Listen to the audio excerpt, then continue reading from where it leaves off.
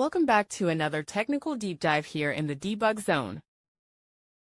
Today we're tackling a big question and breaking it down with insights from other users.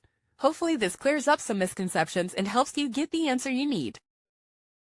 So buckle up, stay a little curious, and let's jump right in.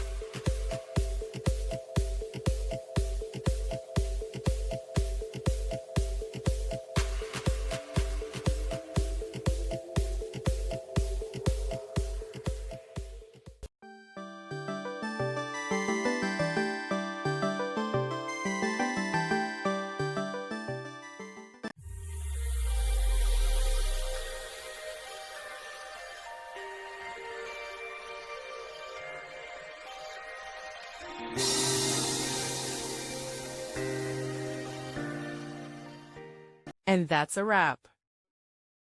I hope you found the answer you were looking for.